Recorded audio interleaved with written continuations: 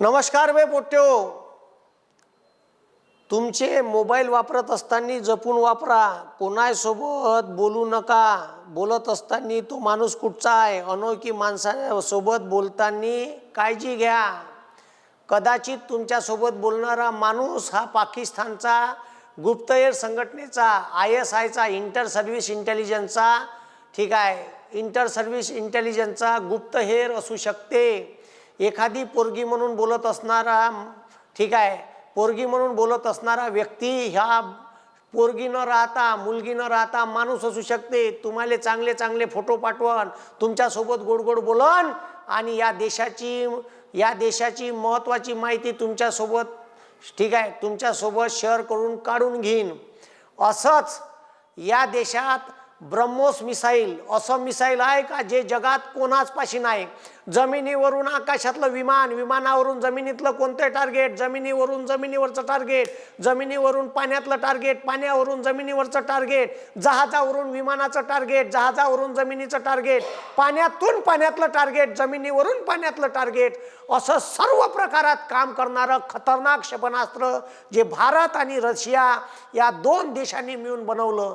दोन देशाच्या नद्या भारताची ब्रह्मपुत्रा आणि रशियाची राजधानी मॉस्को, ज्या मॉस्कोट नदीच्या शहरावर आहे, याचं कोलॅबरेशन ब्रह्मपुत्रा आणि मॉस्कोट ते झालं ब्रह्मोस असं त्याला नाव दिलं. हे ब्रह्मोस क्षेपणास्त्र याच्या 3 वेगवेगळ्या रेंज आहे. एक सोनिक आवाजाच्या वेगानं बनवलं, मग त्याच्यात सुपरसोनिक आणलं जे हवेपेक्षा 3 पट जास्त वेगाने होतं. म्हणजे ध्वनीपेक्षा 3 पट जास्त वेगाने.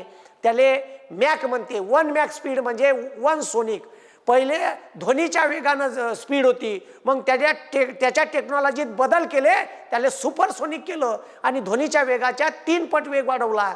आणि मग आता हायपरसोनिक मिसाईलवर काम चालू होतं. ध्वनीच्या वेगाच्या 7 पट वेगानं जाईन. किती? ध्वनीच्या वेगाच्या 7 पट वेगानं जाईल असं हायपरसोनिक मिसाईलची रेंज आपण तयार करणार होतो, ज्याचं टार्गेट 450 ते 500 किलोमीटरचं टार्गेट उडू शकणार होतं. अशा ब्रह्मोस मिसाईलची डिझाईनचा नकाशा एका नागपूरच्या ब्रह्मोस प्रोजेक्टमध्ये काम करणारं पोट्ट ज्याचं नाव स्वप्नील अग्रवाल आहे. हा जो पोरगा याले युवा वैज्ञानिक नावाचा हे निशांत अग्रवाल. निशांत गुप्ता. ह्या पोराचं नाव आहे. आता तुम्हाला सांगतो, हा जो पोरगा आहे हा पोरगा याचं नाव अग्रवाल, निशांत अग्रवाल. आता याचं नाव आहे निशांत अग्रवाल. आता ह्या पोट्ट्यानं अग्रवाल नाव आहे, निशांत. आता मला सांगा, ह्या पोट्ट्यानं ISIच्या एजंटले ब्रह्मोस मिसाईलची, त्याच्यात बी हायपरसोनिक मिसाईलची माहिती दिली. हे भारताच्या गुप्तहेर संघटना याच्या लक्षात आलं. अशा लोकांवर जे सायंटिस्ट असतात त्याच्यावर पाहत असते. त्याचे फेसबुक, इंस्टाग्राम, व्हॉट्सअप एक तर चालवता येत नाही, आणि लपून चालवले तर याच्यावर सगळ्यावर लक्ष असते. हे पोट्ट हेरेगिरी करताना सापडलं. हे तिथंच सायंटिस्ट होतं, यानं काही गुप्त माहिती शेअर केली, याला उचललं. याची डिस्ट्रिक्ट कोर्टात केस चालली. या देशाची कायदा व सुव्यवस्था आणि या देशाची एकता व एकात्मता भंग करणारा आणि देशाची सुरक्षितता धोक्यात टाकण्याचा विषय होता. म्हणजे सरळ हा खटला देशद्रोहाचा आहे. आणि या देशद्रोहाच्या खटल्यामध्ये जन्मठेपेची सजा आहे. याले जन्मठेप दिली डिस्ट्रिक्ट कोर्टानं. मुंबई हायकोर्टाच्या नागपूर बेंचनं ह्या पोट्ट्याची सजा 3 वर्षाची केली. जन्मठेपेवरून 3 वर्ष आणि 3000 रुपये दंड न भरल्यास सजेत वाढ करण्यात येईल असं कोर्टानं न्यायनिवाडा दिला. न्यायाधीश आहे अनिल किल्लोर आणि प्रवीण पाटील या दोघांच्या खंडपीठानं. आता मले काय म्हणायचं आहे, जर एखादा सय्यद शेख, मोहम्मद युसुफ किंवा मोहम्मद करीम असे जर नावं असते,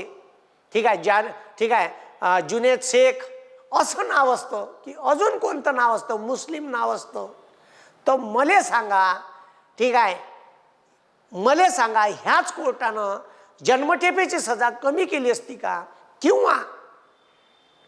किंवा मले हे म्हणायचं आहे का जर एवढा मोठा गुन्हा करून राहिला 3 वर्षाची सजा तुम्ही दिली म्हणजे ठीक आहे, म्हणजे त्याच्यावर आरोप सिद्ध झाले आहे आणि मग तो अग्रवाल आहे म्हणून त्याची सजा तुम्ही कमी केली का?